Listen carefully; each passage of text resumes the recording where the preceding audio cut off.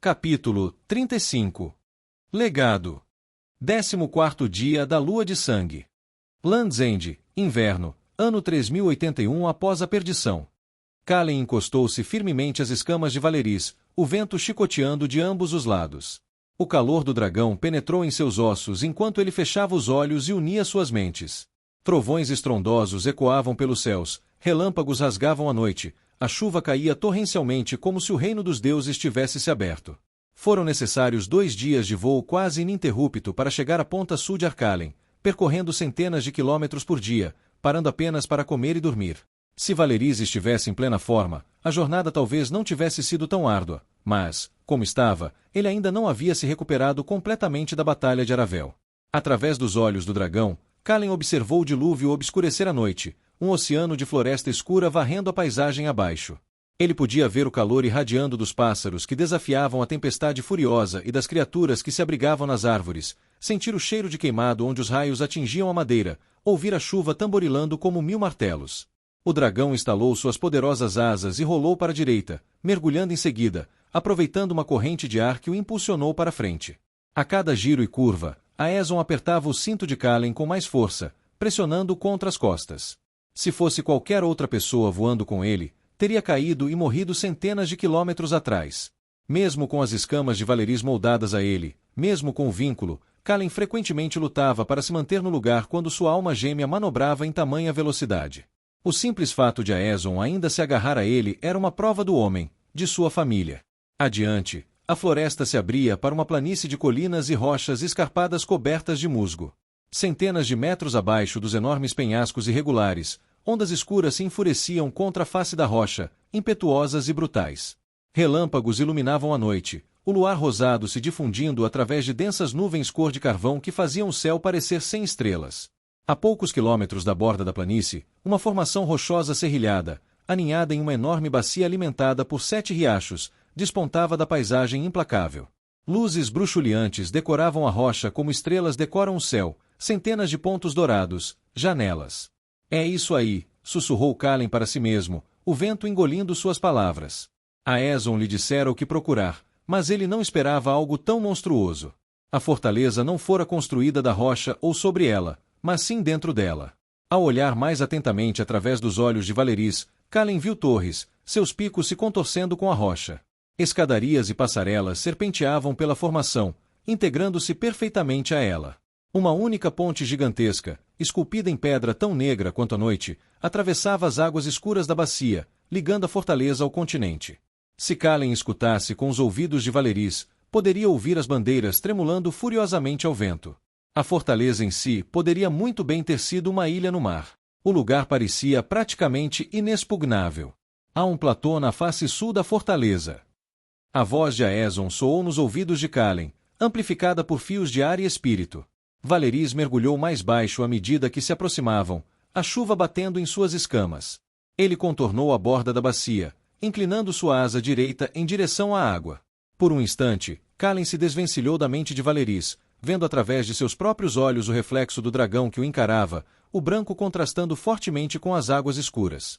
Calen sentiu o rugido aumentar antes de irromper das mandíbulas do dragão, tão alto que poderia muito bem ter sido uma martelada de Afaizir. O rugido ecoou pela bacia, ressoando na pedra e se chocando contra as ondas. Se a guarnição da fortaleza não sabia que eles estavam ali, agora sabia. Valeris mergulhou mais fundo, a ponta afiada de sua cauda cortando a superfície da água. Ondas quebravam contra as rochas, o respingo acariciando a pele exposta de Calen. Valeris impulsionou-se para cima ao alcançar a face sul da fortaleza, a mudança de impulso puxando Calen para trás, o braço de Aeson envolvendo sua cintura. O planalto era cercado por uma alta muralha esculpida diretamente na rocha, grande o suficiente para abrigar Valeris 2 vezes. Um grupo de guardas armados estava posicionado do outro lado, dispostos em semicírculo diante de um conjunto de portões com faixas de ferro, com tochas tremeluzindo em suas mãos. Valérias mergulhou, abrindo bem as asas e batendo-as contra o ar ao pousar na pedra. Vermatalizair baixou o capuz, a tempestade furiosa encharcando seus cabelos em segundos. Um trovão ecoou à distância, o vento uivando. Ela fitou o dilúvio, o olhar fixo no dragão de escamas brancas que rasgava o céu, suas asas com veios negros. A criatura era enorme para alguém tão jovem. Alguns dos chifres ao redor de sua mandíbula e rosto eram facilmente tão compridos quanto seu braço, e sua envergadura ultrapassava 30 metros. A visão da criatura trouxe de volta memórias antigas. Auil Naram Varin, sussurrou Pilvir, enquanto também baixava o capuz e olhava para o céu. Pela luz de Varin. O olhar do elfo era de admiração e espanto. Ele cresceu como uma semente plantada pela própria mão de Eraia.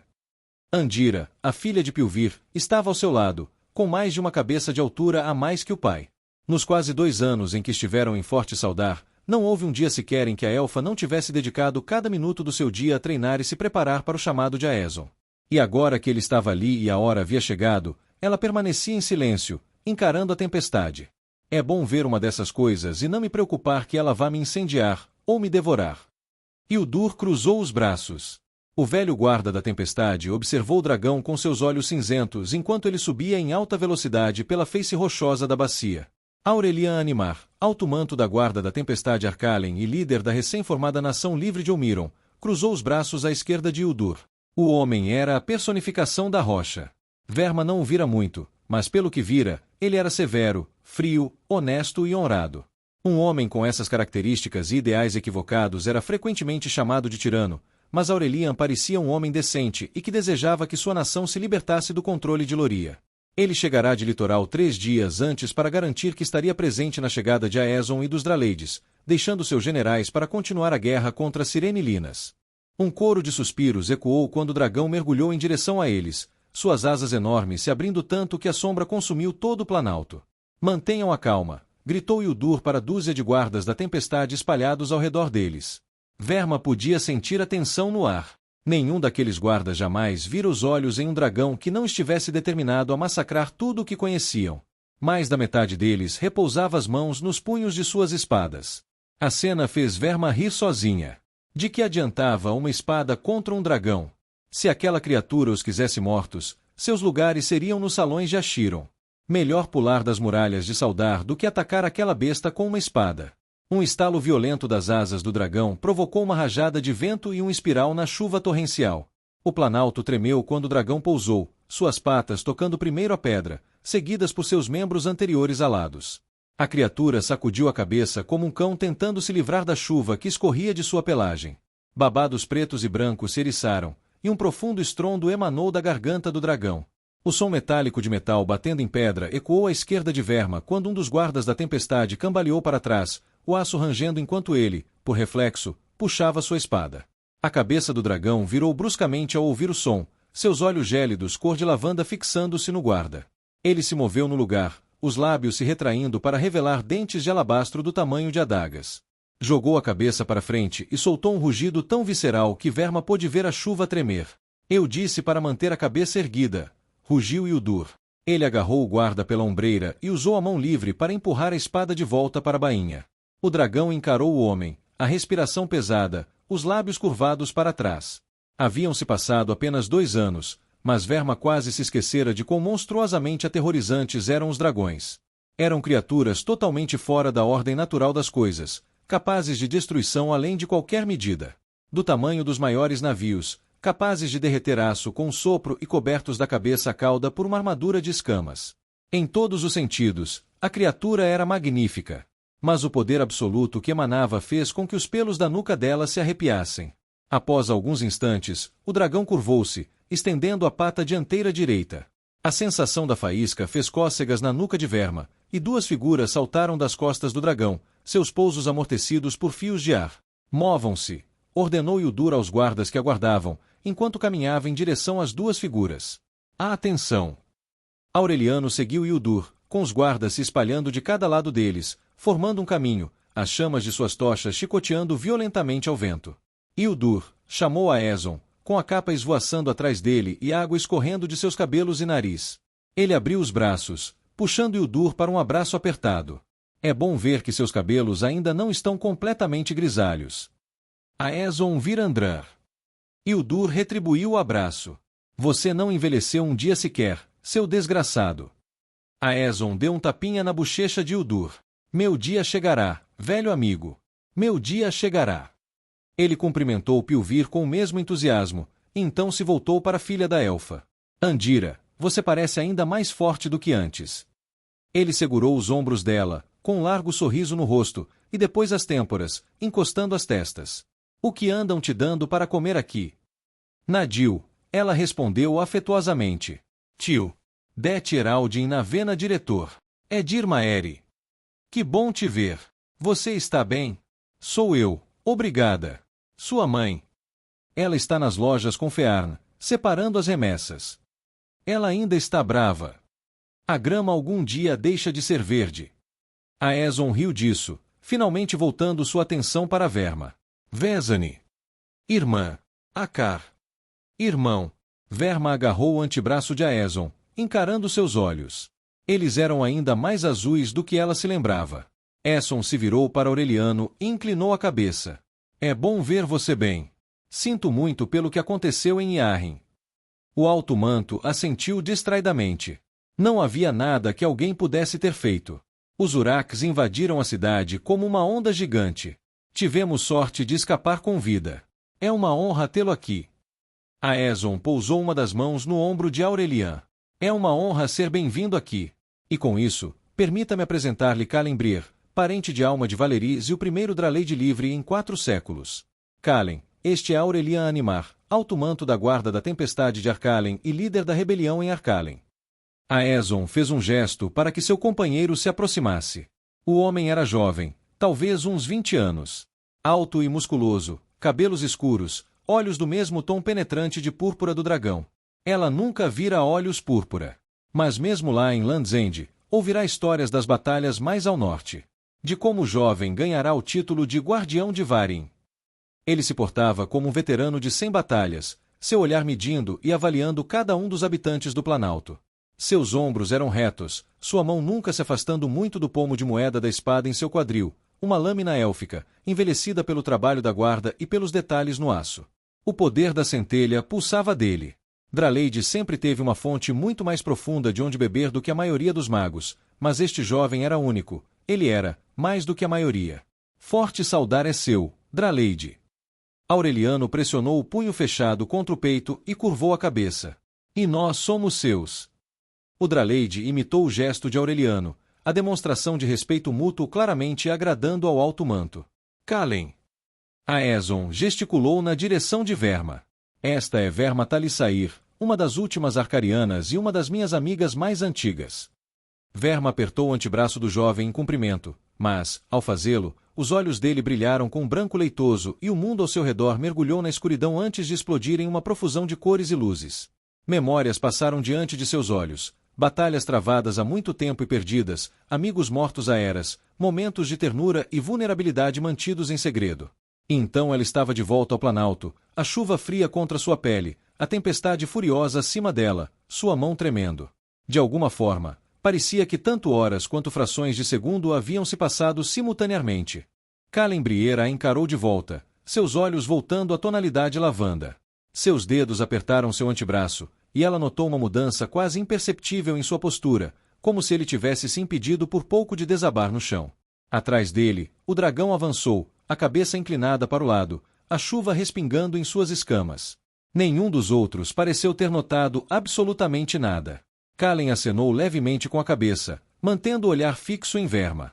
Teria ele visto as memórias que ela vira? Como isso seria possível?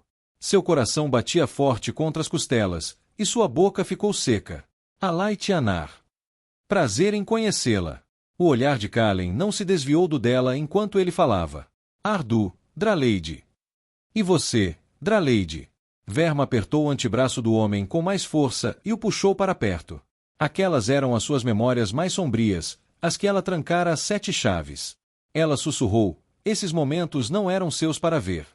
Antes que o Draleide pudesse responder, Aeson puxou para longe e o apresentou aos outros, um por um. Venham! Gritou Hildur por cima da tempestade. Vamos levá-los para dentro antes que a chuva penetre em seus ossos. O fogo está crepitando e há comida quente para encher suas barrigas. Ele ordenou a alguns guardas que trouxessem as bolsas e sacos presos ao peito do dragão. As expressões nos rostos dos homens e mulheres encarregados dessa tarefa eram de puro choque, que, na verdade, era exatamente a mesma reação que a própria Verma teria dado se lhe tivessem pedido para buscar uma bolsa de um dragão. O Draleide ergueu a palma da mão aberta, sinalizando aos guardas que permanecessem onde estavam, depois caminhou até o dragão e tirou 2 sacos e uma sacola, jogando-os sobre o ombro. Entregou-os a Aeson e, em seguida, virou-se para Aurelian. Ficarei para comer, Lorde Animar, mas não para passar a noite. Valeris e eu precisamos voltar ao ar.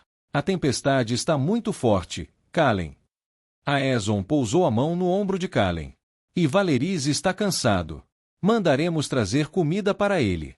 Deixe-o descansar e partamos ao amanhecer. O Draleide olhou para Aeson por alguns instantes antes de assentir e voltar para buscar o restante das malas.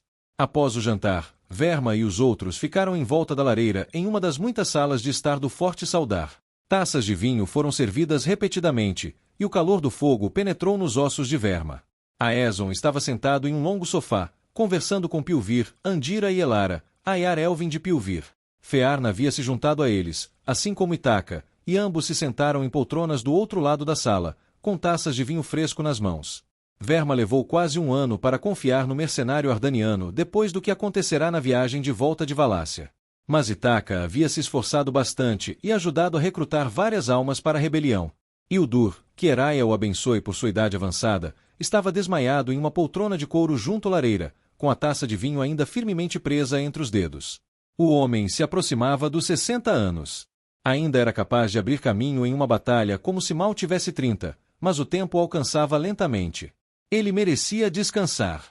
Do outro lado, perto de uma longa mesa com vasos de barro cheios de vinho e tigelas vazias de ensopado de carne, o Draleide se afastou de uma conversa com alguns capitães da guarda da tempestade, soltando um suspiro enquanto caminhava em direção à lareira. Está se divertindo? Perguntou Verma, com sarcasmo escorrendo da voz enquanto o homem parava em frente à lareira, encarando as chamas. Os capitães da guarda da tempestade praticamente o acorrentaram à mesa, bombardeando-o com perguntas. Ela não os culpava. Ele era um Draleide. Para eles, era uma lenda, um símbolo, um herói. Para ela, parecia um jovem forçado a se tornar algo que jamais desejara e que perderá muito por isso. Ela percebia isso no jeito como seus olhos sempre se desviavam para o chão depois de falar, na forma como seus sorrisos se desfaziam e se quebravam, e na rigidez e artificialidade de sua postura. Era uma estranha ironia que as maiores esperanças sempre recaíssem sobre os ombros dos mais jovens. Ele olhou para ela, aquele sorriso se formando e logo se desfazendo. É um alívio não ter só o Aeson como companhia para conversar. Verma bufou, dando um gole em seu vinho. Eu sinto essa dor. Peço desculpas pelo que aconteceu mais cedo. O tom de Calen tornou-se sombrio num instante. Não é algo que eu possa controlar. E já faz um tempo que isso não acontece. Eu não. Ele parou de falar, voltando a encarar o fogo. Me desculpe. Verma viverá o suficiente para distinguir a verdade da mentira. As palavras do jovem eram genuínas. Ao longo do jantar, ela vasculhara suas memórias, tentando se lembrar de onde já vira aquele tipo de poder. Por fim, encontrou na obra do velho Duran Linold. Druidas, uma magia perdida. Fazia 5 séculos que ela não lia aquele livro. O que você viu? Calen mordeu o lábio, cruzando os braços. Morte. Sua voz falhou um pouco. Tanta morte. E outras coisas. Coisas que eu não tinha o direito de ver. Não, você não fez. Mas o que está feito, está feito. Ela bateu a borda da xícara nos lábios. Você sabe o que você é. O Draleide desviou o olhar do fogo, seus olhos peculiares encontrando os dela. Então sabe. Nunca encontrei um druida antes, não pessoalmente. O Draleide estremeceu ao ouvir a palavra. Será que Aeson sabe? Suspeito que sim. Pouca coisa escapa ao seu conhecimento. Antes que Calen pudesse responder, Aureliano se colocou entre os dois, com as mãos cruzadas atrás das costas, as chamas da lareira lançando um brilho quente sobre sua pele. O homem vestia uma túnica cinza com o emblema da guarda da tempestade, um escudo com 2 raios, no peito. Ele cumprimentou Calen e Verma com um aceno de cabeça. Aureliano retirou um pedaço de carne de entre os dentes com a língua, encarando as chamas com a mesma intensidade que Draleide. Seus aposentos foram preparados, Draleide, disse ele sem levantar o olhar. Aeson Virandran me informou que você deve partir para a Floresta Negra ao amanhecer. Não me ofenderei se você se retirar mais cedo. Outro sorriso forçado e conciliador. Obrigado, Lorde Animar. Não sou um Lorde, Draleide. Sou apenas um homem. Ainda assim, Obrigado. Aeson me disse que este era um antigo forte da Guarda da Tempestade, disse ele, olhando ao redor da sala. Mas este lugar é muito mais do que isso. Nem mesmo um exército de milhares conseguiria conquistá-lo. Como, posso perguntar, ele foi parar nas mãos de rebeldes? Animar deu uma risadinha curta. Forte Saldar foi construído há cerca de 1400 anos, na época em que os 5 reinos guerreavam por Arcalen. Era o coração do reino de Sacarna, uma fortaleza inexpugnável com vista para quilômetros em todas as direções, guarnecida pela lendária Guarda da Tempestade de Sacarna. Era uma maravilha da época. Mas quando Sacarna se recusaram a se submeter após a queda, os Lorianos incendiaram a terra em todas as direções e os magos envenenaram o solo. A fortaleza foi praticamente abandonada há cerca de 200 anos.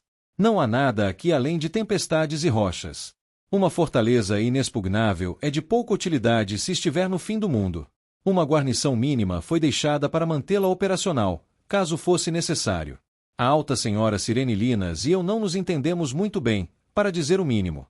Ela não podia me destituir do alto manto da Guarda da Tempestade, não enquanto eu tivesse a lealdade de meus irmãos e irmãs. Mas ela podia me exilar aqui para definhar nesta rocha inútil, como ela mesma disse. Aureliano soltou um longo suspiro, encarando as chamas.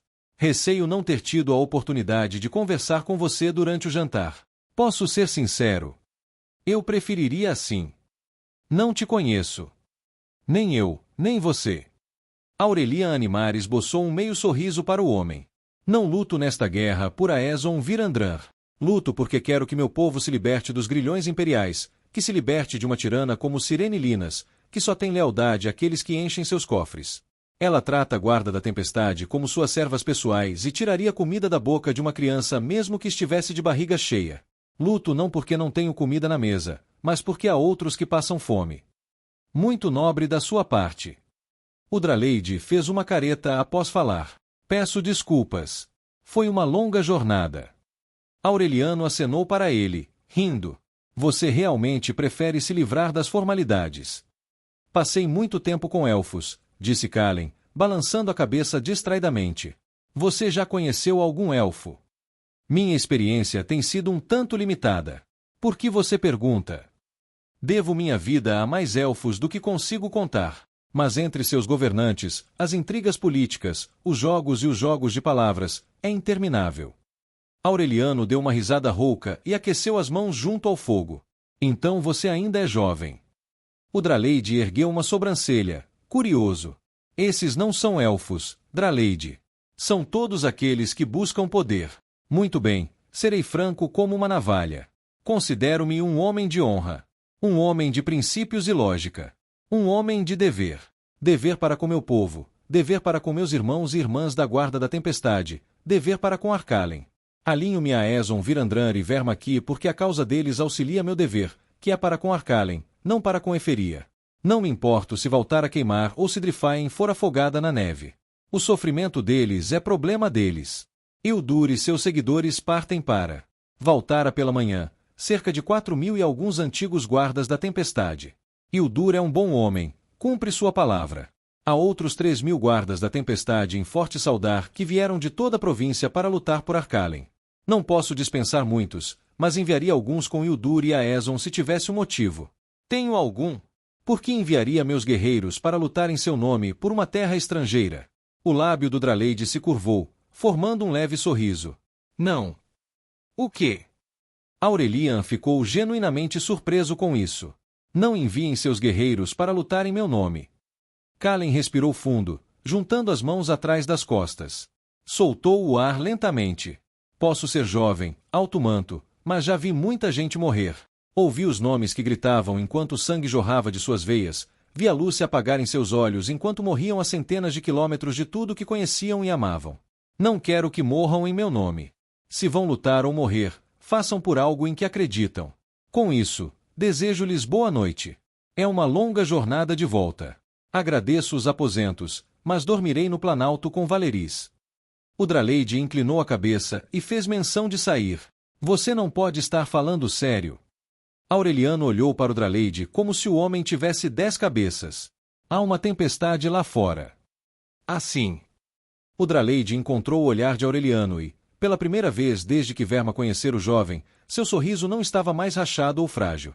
Ele se virou novamente para ir embora, mas parou. Lute as batalhas que achar que valem a pena, Lord Animar. Só lembre-se de que, se chamarmos e você não responder, pode não haver ninguém lá para ouvir seus gritos quando os Lorianos trouxerem o fogo dracônico. Sem esperar por uma resposta, o Draleide atravessou a sala, parando para conversar com Aeson por um instante antes de ambos saírem pelas portas principais. Aureliano encarava Calembrier, uma das mãos pairando no ar, o dedo indicador estendido como se fosse fazer uma réplica. Se olhares matassem, a carranca no rosto de Aureliano teria decapitado um cavalo. Para surpresa de Verma, o homem cerrou o punho e bufou. Gosto dele. Eu também, Verma respondeu em um sussurro, encarando a porta por onde Calembrier e Aeson acabavam de passar. Apenas 2 anos haviam se passado desde que ela partirá. Aeson vira Andran no porto de Miltov com um ovo de dragão que fora pago com sangue. Parecia que o sangue fora bem gasto. Eu também.